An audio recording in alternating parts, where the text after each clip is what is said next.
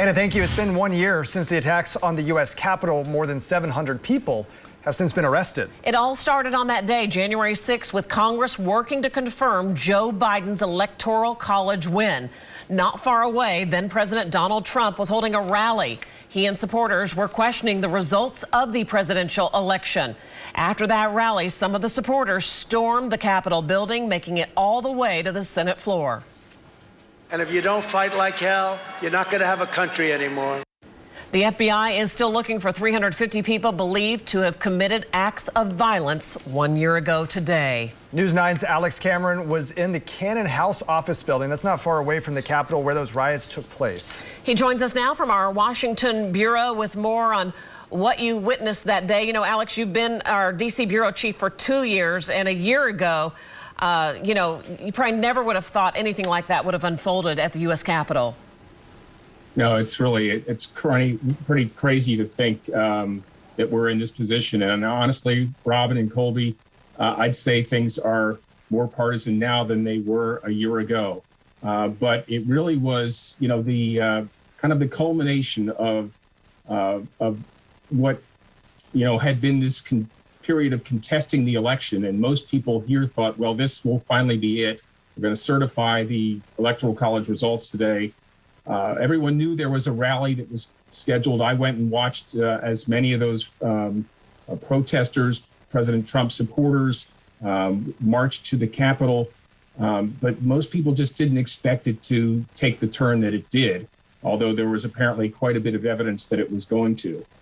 So I was there at in the Cannon House office building when things started to go south and was under lockdown for about 6 hours.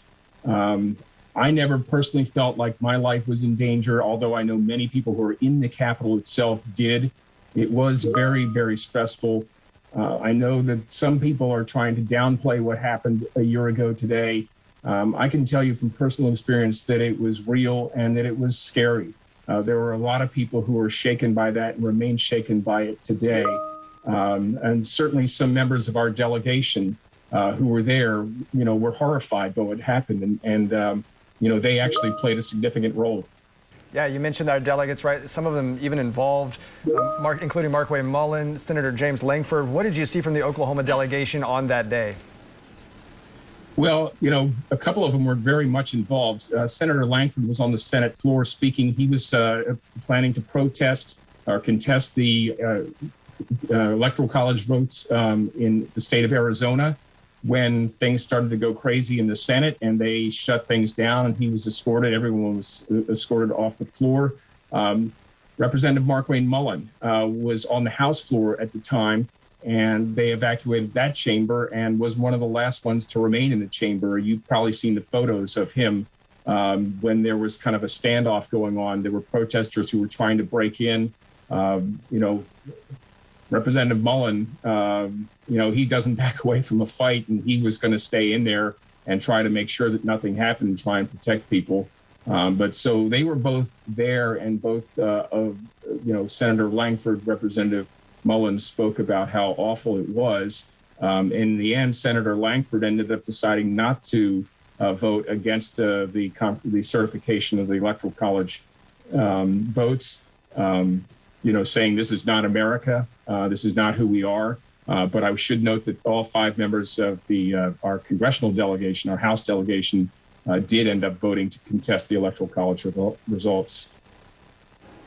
Alex, you do a great job. I know the president is going to be speaking on the issue today, and I know you'll have more on that for us here on News 9. So we'll be watching for your report from our Capitol Bureau. Alex, good to see you again.